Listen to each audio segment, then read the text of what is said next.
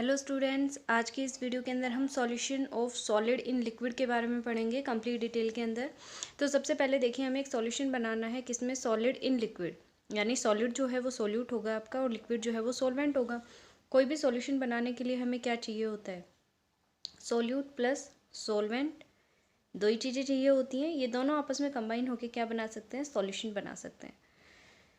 Okay, तो इसके अंदर जो सोल्यूट है वो किस नेचर का होना चाहिए, सॉलिड होना चाहिए। जो सॉल्वेंट है वो कैसा होना चाहिए, लिक्विड होना चाहिए। ये बात मैंने आपको पहले भी बताई है, आज दोबारा बता देती हूँ कि सोल्यूट और सॉल्वेंट के अंदर जो सॉल्यूशन है, जो सॉल्यूशन हम कभी भी बनाते हैं सोल्यूट और सॉल्वेंट के कॉम्बिनेशन से, उसका फेज़ हमेशा सॉल्वेंट वाला रहेगा। अगर सॉल्वेंट लिक्विड फेज़ में है तो सॉल्यूशन भी किस फेज़ के अंदर जाना है, हमारा लिक्विड फेज़ के अंदर बनेगा। जितने अमाउंट में सोल्यूट सॉल्वेंट के अंदर डिज़ोल्व होता रहेगा और सॉल्यूशन बनाता रहेगा, उसे हम कहेंगे डिज़ोल्यूशन प्रोसेस। कौन सी प्रोसेस, डिज़ोल्यूशन। अगर हम सॉल्वेंट के अंदर सोल्यूट मिक्स करके सॉल्यूशन बना रहे हैं तो इस प्रोसेस को किस नाम से जाना जाता है, डिज़ोल्यूशन प्रोसेस के नाम से जाना जाता है। एक टाइम ऐसा आता है जब सोल्यूट पार्टिकल जो हैं वो आपस में कोलाइड करने लग जाते हैं। ठीक है, जो सोल्यूट पार्टिकल है, सोल्यूट पार्टिकल्स वो क्या करते हैं, कोलाइड करते हैं। और जब ये आपस में कोलाइड करना शुरू करते हैं तो ये आपस में कोलाइड करके नीचे सेटल डाउन होना शुरू कर देंगे और उस टाइम के ऊपर हम इसे क्या कहेंगे, क्रिस्टलाइजेशन। कौन सी प्रोसेस आ जाएगी, ये क्रिस्टलाइजेशन प्रोसेस। ठीक है, और ये सेपरेट आउट किए जा सकते हैं। कोई भी चीज़ जब क्रिस्टलाइजेशन फॉर्म के अंदर कन्वर्ट होती है तो हम उसे ईजिली सेपरेट आउट कर सकते हैं।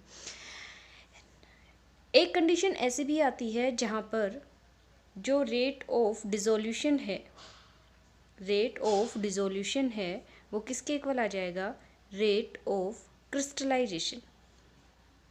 यानी अगर रेट ऑफ डिज़ोल्यूशन और रेट ऑफ क्रिस्टलाइजेशन दोनों एक दूसरे के इक्वल टू आ जाते हैं तो और ज़्यादा अमाउंट के अंदर जो सोल्यूट है वो डिज़ोल्व नहीं हो सकता है। और इसने कौन सी स्टेज एक्वायर कर ली, ये डायनामिक इक्विलिब्रियम को एक्वायर कर लेता है।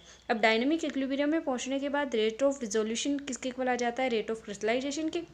यानी जितने अमाउंट में सोल्यूट पार्टिकल सोलेंट के अंदर मिक्स होकर सॉल्यूशन बनाएंगे, उतने ही अमाउंट के अंदर जो सोल्यूट पार्टिकल हैं वो आपस में कोलाइड करके क्रिस्टलाइजेशन के अंदर कन्वर्ट हो जाएंगे, यानी वो दोबारा से क्रिस्टल बना देंगे। तो ये एक दूसरे के साइमल्टेनियसली कोएग्जिस्ट कर जाता है, उसे डायनामिक इक्विलिब्रियम के नाम से जाना जाता है। अब बात करते हैं हम सॉल्युबिलिटी की। एक टर्म आती है सॉल्युबिलिटी। अभी छोटी छोटी टर्म्स हैं, पहले यही डिस्कस कर रहे हैं हम।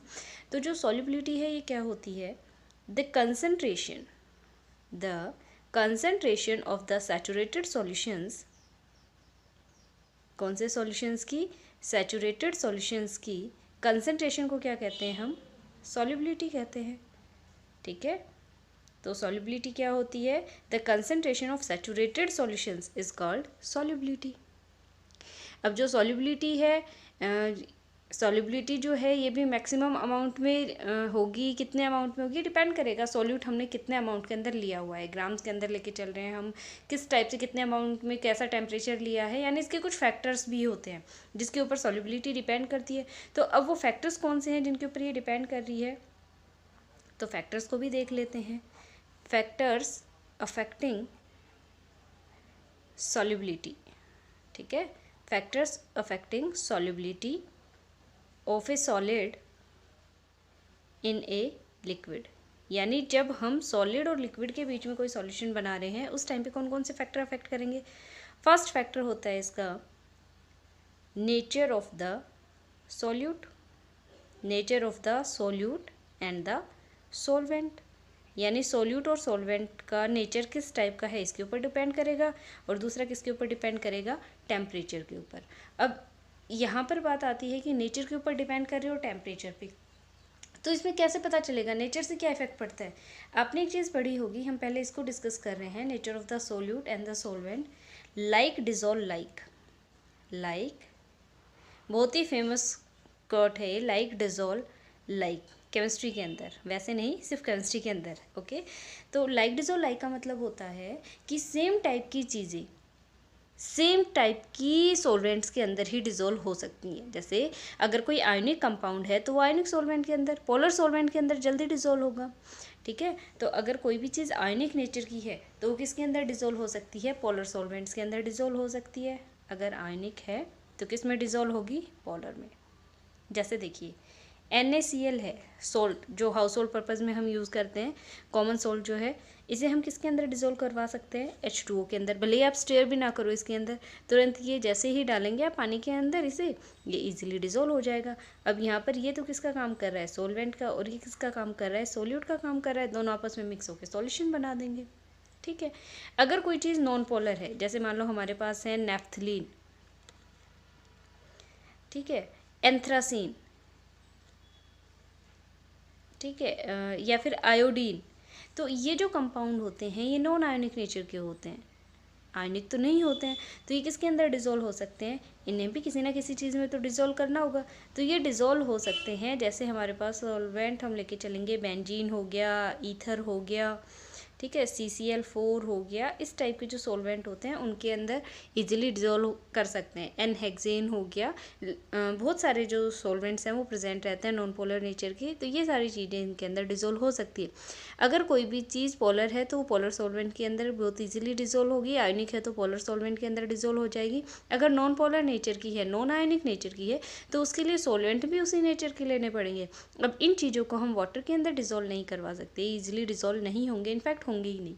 अब दूसरी चीज़ यहाँ से ही आप देख लीजिए, एक तो है हमारे पास शुगर, एक है हमारे पास सॉल्ट, ठीक है। किचन के अंदर जो शुगर और सॉल्ट रहते हैं, किस चीज़ को आप वाटर के अंदर जल्दी डिज़ोल्व करवा सकते हैं, डिज़ोल्व तो दोनों ही होते हैं, लेकिन फास्ट कौन डिज़ोल्व होगा, जो सॉल्ट होता है, NaCl जो होता है ना, NaCl जिसे हम सॉल्ट कह रहे हैं, इसकी जो सॉल्युबिलिटी होती है वाटर के अंदर वो होती है 5.3 मोल लीटर इनवर्स, ठीक है, क्योंकि ये आयनिक नेचर का होता है। कैसे नेचर का होता है, आयनिक नेचर का होता है, इस वजह से वाटर के अंदर बहुत ही ईजिली सॉल्युबल होता है, अच्छी खासी सॉल्युबिलिटी शो करता है।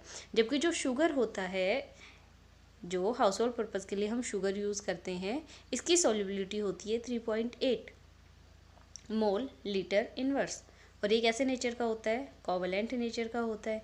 यानी अगर आपको एक गिलास पानी दिया जाए और उसके अंदर सॉल्ट, 1 चम्मच सॉल्ट दे दूँ, 1 चम्मच शुगर दे दूँ, तो सॉल्ट ज़्यादा इजीली डिज़ोल्व हो जाता है एज़ कम्पेयर टू शुगर। ये किस पे डिपेंड करता है, क्योंकि ये आयनिक नेचर का है, ठीक है। जो सॉल्ट है पोलर सॉल्वेंट के अंदर इजीली डिज़ोल्व हो जाता है, डिज़ोल्व तो कोवलेंट नेचर वाली शुगर भी हो जाएगी, लेकिन ये थोड़ा सा इसके कंपैरिजन में टाइम कंज्यूम करेगी। ये इनकी सॉल्युबिलिटी रेट दे रखी है यहाँ पे दोनों की अलग अलग से, जिसकी ज़्यादा होगी सॉल्युबिलिटी रेट वो उतना ही फास्टली डिज़ोल्व हो सकता है, सॉल्यूशन फॉर्म के अंदर कन्वर्ट हो सकता है।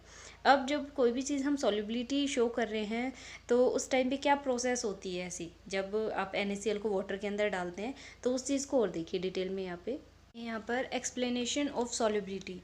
अब जो हम कह रहे हैं NaCl किस तरीके से वाटर में डिज़ोल्व होता है, वाटर जो मॉलिक्यूल होता है हम उसे बनाते हैं इस तरीके से, वाटर का फॉर्मूला क्या होता है, H2O होता है, सॉल्ट का फॉर्मूला होता है NaCl, और इस तरीके से बनाते हैं। अब हाइड्रोजन और ऑक्सीजन के अंदर इलेक्ट्रोनेगेटिविटी का डिफरेंस रहता है, हाइड्रोजन जो है वो इलेक्ट्रोपॉजिटिव एलिमेंट होता है और ऑक्सीजन जो है वो इलेक्ट्रोनेगेटिव एलिमेंट होता है, जिस वजह से इस पर पार्शियल नेगेटिव चार्ज और इस पर पार्शियल पॉजिटिव चार्ज जनरेटेड रहता है। ओके, ये खुद से ही इनके अंदर जो चार्ज होता है उनका डिवीज़न हुआ रहता है इसके ऊपर, जो H2O मॉलिक्यूल है। जैसे ही NaCl डाला जाता है वाटर के अंदर तो क्या होगा उस टाइम पे, Na पॉजिटिव NCl नेगेटिव। अब जैसे ही NaCl वाटर के अंदर डाला जाता है तो वाटर मॉलिक्यूल आके इसे सराउंड कर लेंगे। किस तरीके से सराउंड करेंगे, देखिए, जो ऑक्सीजन है वो towards the Na positive and जो हाइड्रोजन है वो आउटसाइड रहेंगे। इसी तरीके से कोई दूसरा ऑक्सीजन आएगा और वो भी इसे सराउंड कर लेगा, कोई तीसरा ऑक्सीजन आएगा वो भी इसे सराउंड कर लेगा। सेम कंडीशन इस तरफ रहेगी, यहाँ पे क्या रहेगा, hydrogen towards Cl negative and oxygen away from Cl। तो इनके ऊपर स्लाइड पॉजिटिव चार्ज रहता है, इस पे नेगेटिव चार्ज रहता है, इसमें अपोजिट रहेगा, ऑक्सीजन पे नेगेटिव चार्ज और इनके ऊपर कैसा रहेगा, हाइड्रोजन पे पॉजिटिव रहता है।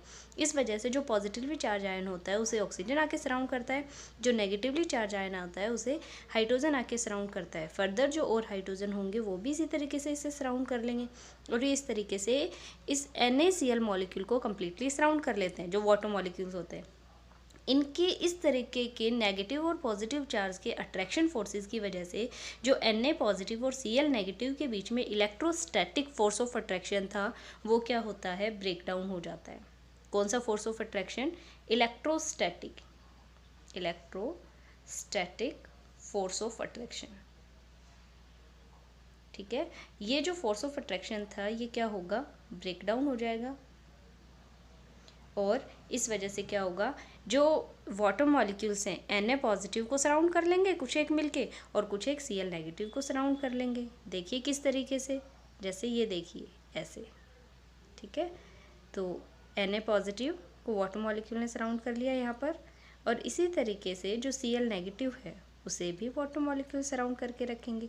बस इनके जो वाटर मॉलिक्यूल को हम इसके सराउंडिंग में जब बनाते हैं तो उसे थोड़ा सा अलग तरीके से बनाया जाता है, इस तरीके से। ठीक है, तो ये कंप्लीट हो जाएगा आपका कि किस तरीके से जो NaCl है वो वाटर के अंदर डिज़ोल्व होता है।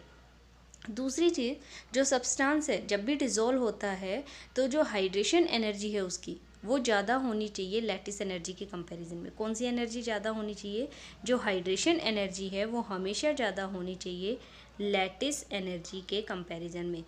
सिर्फ उसी टाइम के ऊपर जो मॉलिक्यूल है, कोई भी जो सॉल्यूट आपने लिया है वो डिज़ोलेबल होगा, अदरवाइज नहीं होगा। आई बात समझ में?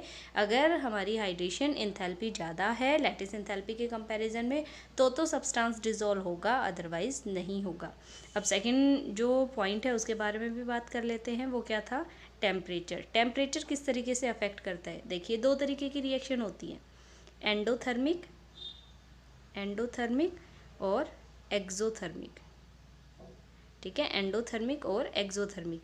एंडोथर्मिक रिएक्शन क्या होती हैं, वो रिएक्शन होती हैं जो हीट एनर्जी को क्या करेंगी, एब्जॉर्ब करेंगी, हीट एनर्जी को एब्जॉर्ब करेंगी। और एक्सोथर्मिक वो होती हैं जो हीट एनर्जी को क्या करेंगी, रिलीज करेंगी। ठीक है, अगर एब्जॉर्ब कर रही हैं तो एंडोथर्मिक, अगर रिलीज कर रही हैं तो एक्सोथर्मिक। अब जो एंडोथर्मिक और एक्सोथर्मिक है इस पे टेम्परेचर का क्या इफेक्ट पड़ेगा। मान लो हमने सोल्यूट लिया और हम सोलवेंट लेके किस में कन्वर्ट करवाना चाह रहे हैं, इसे सॉल्यूशन के अंदर कन्वर्ट करवाना चाह रहे हैं। अब ये कब पॉसिबल है, अगर ये रिएक्शन है एंडोथर्मिक नेचर की तो इसे हीट एनर्जी की ज़रूरत है। अगर हमने यहाँ पर क्या किया, टेम्परेचर को बढ़ा दिया, यानी हीट एनर्जी प्रोवाइड करवा रहे हैं इसे, और जैसे ही एनर्जी बढ़ेगी तुरंत ये किस में कन्वर्ट हो जाएगा, सॉल्यूशन के अंदर।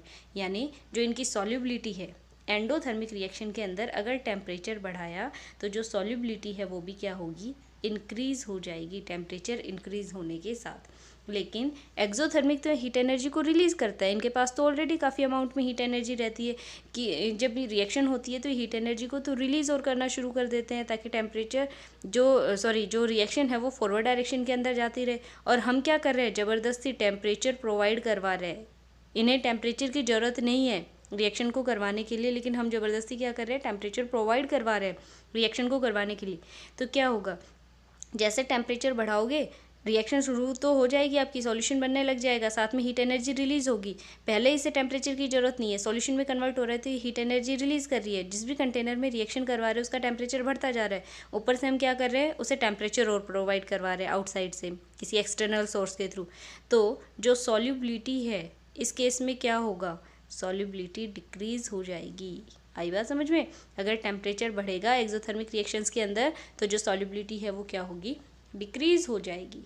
और जो ली चेटलियर प्रिंसिपल है उसने भी तो यही बताया है, आपने 11th क्लास के अंदर पढ़ा होगा ना, एक ली चेटलियर नाम के साइंटिस्ट थे जिन्होंने क्या बताया था, ली चेटलियर प्रिंसिपल को एक्सप्लेन किया था। और उनके अकॉर्डिंग किसी भी रिएक्शन को जब हम प्रोसीड करवाते हैं तो वो फॉरवर्ड डायरेक्शन में जाएगी या बैकवर्ड डायरेक्शन में जाएगी, इस चीज़ के ऊपर डिपेंड करता है कि किस साइड चेंजमेंट किया गया है। जो भी चेंज किया है उसके इफेक्ट को अंडू करने के लिए रिएक्शन आइदर फॉरवर्ड और बैकवर्ड डायरेक्शन के अंदर शिफ्ट करेगी। अब देखिए, एक तो ये हो गया एंडोथर्मिक और एक्सोथर्मिक का। कुछ एक केस ऐसे भी होते हैं जिनके अंदर जो सॉल्युबिलिटी है वो डिक्रीज़ कर जाती है। कब, जब हम क्या करते हैं, टेम्परेचर को कंटिन्यूसली इंक्रीज़ करते रहते हैं। फॉर एग्ज़ाम्पल Li2CO3 Na2CO3, ये इस टाइप के एग्जाम्पल हैं कि इन प्रोसेस के अंदर जो डिज़ोल्यूशन है वो एक्सोथर्मिक होता है। मतलब इन रिएक्शंस के अंदर क्या होता है, अगर हमने टेम्परेचर बढ़ाया तो सॉल्युबिलिटी इनकी डिक्रीज़ कर जाती है, सॉल्युबल नहीं होंगे उस टाइम पे। ठीक है, ये एग्जांपल्स बताए गए हैं आपको। और कुछ एक रिएक्शंस ऐसी होती हैं जिनमें जैसे आपको बताया गया है टेम्परेचर बढ़ाने के साथ उनकी जो सॉल्युबिलिटी है वो बढ़ जाती है। कुछ एक क्या होती है, कुछ सब्सटेंस ऐसे भी होते हैं जिनके अंदर देखो, पहले मैं एक रिएक्शन लिख के दिखाती हूँ आपको। जैसे मान लो मेरे पास है CaCl2.6H2O, ठीक है, और एक हम कंसिडर करते हैं Na2SO4.10H2O। ये जो वाटर होता है ना, डॉट लगा के H2O लिखा हुआ होता है, ये क्रिस्टलाइन वाटर होता है, इसे क्रिस्टलाइन वाटर के नाम से जानते हैं। अब यहाँ पे होता क्या है, इस टाइप की रिएक्शन के अंदर अगर हम टेम्परेचर देते हैं तो जो क्रिस्टलाइन वाटर है ना, ये इस सरफेस को छोड़ के चला जाएगा। धीरे धीरे टेम्परेचर बढ़ाना शुरू करेंगे तो पहले कुछ अमाउंट के अंदर मॉलिक्यूल्स निकलेंगे, और एक टाइम ऐसा आएगा अगर कंटिन्यू टेम्परेचर बढ़ाते जाएंगे तो धीरे धीरे सारे के सारे जो वाटर मॉलिक्यूल है ये इसके सरफेस को छोड़ के चले जाएंगे। अब इसके अंदर देखिए, जैसे ये रिएक्शन हमने ली है, इसके अंदर होता क्या है, ये जो प्रोडक्ट है, प्रोडक्ट बन गया Na2SO4। अगर टेम्परेचर आपने दिया है अबव 32.4 डिग्री सेल्सियस तो ये किस में कन्वर्ट होगा, सारे क्रिस्टलाइन वाटर को लूजन आउट कर देगा, Na2SO4 एनहाइड्रस सॉल्ट के अंदर कन्वर्ट हो जाएगा। लेकिन अगर टेम्परेचर आपने रखा है बिलो 32.4 डिग्री सेल्सियस, देखो एक पॉइंट के ऊपर ही इतना फ़र्क पड़ जाता है, तो ये वापस से किस में कन्वर्ट हो जाएगा, Na2SO4.10H2 हाइड्रेटेड सॉल्ट के अंदर। ये एनहाइड्रस है, ये हाइड्रेटेड है। तो इस टाइप की रिएक्शन भी होती हैं जो कंटिन्यूसली टेम्परेचर के इंक्रीज़ करने से जो उनकी सॉल्युबिलिटी है उसके ऊपर इफेक्ट पड़े ना पड़े, लेकिन वो अपनी कंपोजिशन को चेंज कर देते हैं। ठीक है, एक फॉर्म से दूसरी फॉर्म के अंदर कन्वर्ट हो जाते हैं। टेम्परेचर बढ़ाया तो एनहाइड्रस फॉर्म में कन्वर्ट हो गए, टेम्परेचर घटा दिया तो दोबारा से हाइड्रेटेड फॉर्म के अंदर आ गए। और वो टेम्परेचर जिस पे सब्सटेंस एक फॉर्म से दूसरी फॉर्म में, दूसरी फॉर्म से पहली फॉर्म के अंदर कन्वर्ट हो जाता है, उस टेम्परेचर को कहा जाता है ट्रांजिशन टेम्परेचर। कौन सा टेम्परेचर होता है ये, ट्रांजिशन टेम्परेचर होता है, जिसमें कोई भी सब्सटेंस एक फॉर्म से दूसरी फॉर्म के अंदर कन्वर्ट हो जाता है। ओके, तो ये आपका कंप्लीट था फैक्टर्स और जो सॉल्युबिलिटी थी उसके बारे में बात की है, जब हम सॉलिड सॉल्यूट का यूज़ करते हैं लिक्विड सॉल्वेंट के अंदर सॉल्यूशन बनाने के लिए। तो आई होप आपको समझ में आया होगा। इसे अच्छे से रिवाइज कर लेंगे, बुक की हेल्प से भी पढ़ना है और साथ ही साथ आपको इसके नोट्स भी प्रिपेयर करने हैं। नीट एंड क्लीन, साफ़ सुथरे, बिल्कुल अच्छे से नोट्स प्रिपेयर करना है।